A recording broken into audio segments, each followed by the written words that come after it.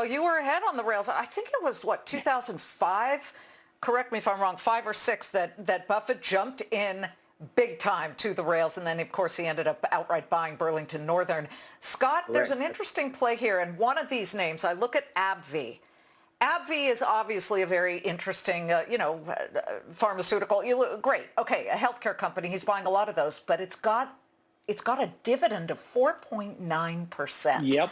And while Buffett won't pay out a dividend on Berkshire Hathaway, at least not yet, or never has, he likes them. He likes to get paid while waiting.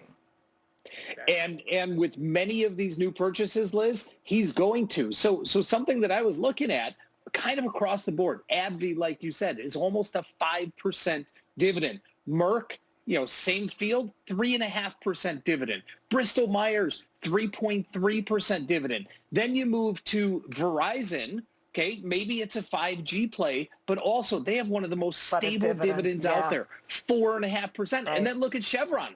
Okay, and I know he wanted to get into that space, 5% dividend there. So I look at, some of the bigger purchases that he made, and it seems to me, like you just mentioned, he's looking for that stable dividend and dividends on companies where there could be some upside, on the equity side as well. In terms of what he reduced, it was a purge across the board in the bank sector. It was a full-blown purge. But then you look at Apple, and people say, oh, why is he getting rid of Apple? Well, you know what?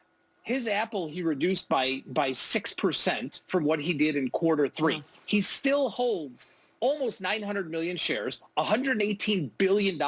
So he cut the Apple, not because he doesn't like it anymore, but just because it was getting too big a percentage of his portfolio. It's still 44% of his portfolio.